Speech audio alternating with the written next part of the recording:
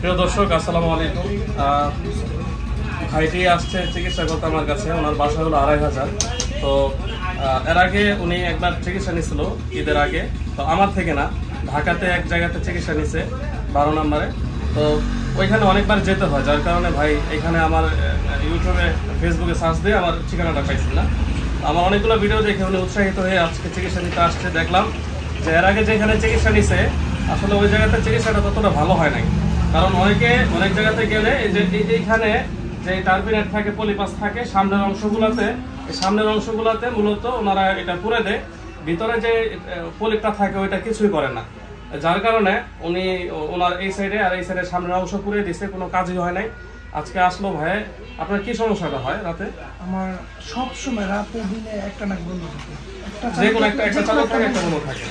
এটা আপনার প্রায় 4 বছর আগে সমস্যা ছিল, এখন একটু বেশি। তারপরে এখানে মিট করে দেখাইছিলাম, এটা আপনার কাজ হয় নাই। তারপর আপনার এখানে আসা, ফেসবুক থেকে সার্চ দেওয়ার পরে আপনার ভিডিওটা সামনে করছে, কাছাকাছি আসে। তারপর অনেকগুলো ভিডিও দেখার পর একটা বিশেষ হয় না। হ্যাঁ, তাহলে আসে। তো এই যে ট্রিটমেন্ট যে নিছেন কিরকম মনে হচ্ছে? মানে অনেক কষ্ট বা এরকম কোনো ঝামেলা আছে?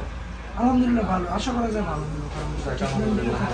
ভাইয়ের মোটামুটি একটু অ্যালার্জি পরিমাণ একটু বাড়তে, ইনশাল্লাহ কালকে আসলে ড্রেসিং করে দিয়ে ওনার ভিতরের এটা ড্রেসিং করে দেওয়ার পরে আল্লাহর রহমতে আশা করি যে ওনার একটা অ্যালার্জি ইনজেকশন দিলে আশা করি ইনশাল্লাহ এটা কমে যাবে একদম ভিতর থেকে। এটা আজকে ক্লিয়ার করে দিলাম, অনেকটাই ক্লিয়ার আছে।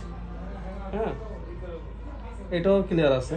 ওষুধ যতটুকু দেওয়ার ততটুকু দিয়েছি। এর আগে যেখানে ওষুধ দিয়েছে মূলত আমি আর উদ্দেশ্য হলো ভিডিও করা, অনেকে অ্যাসিড দিয়ে সামনের অংশটুকু পোড়ায় দেয়।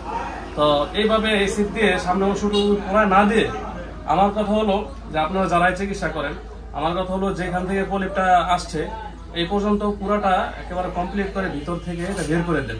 আর না হয় এটা মেডিসিন দিয়ে এটা ছোট করে দেন, যাতে পরবর্তীতে একটা রোগী সুস্থ থাকে। একটা রোগী বারবার যদি চিকিৎসা করে তাহলে কিন্তু রোগীরও কষ্ট এবং কি ডাক্তারের বদনাম। আর দেখা গেছে এটা থেকে মানুষও মনে করেন যে একটু ভুল বুঝাবুঝি করে। তো আমার উদ্দেশ্য হলো ভিডিও করা যে প্রত্যেকটা মানুষ সঠিক একটা চিকিৎসা নেই, অভিজ্ঞ ডাক্তার দিয়ে চিকিৎসা নেই, ওইটাই আমার একটা কাম্য। ঠিক আছে ভাই, আল্লাহ হাফেজ, সুস্থ থাকেন।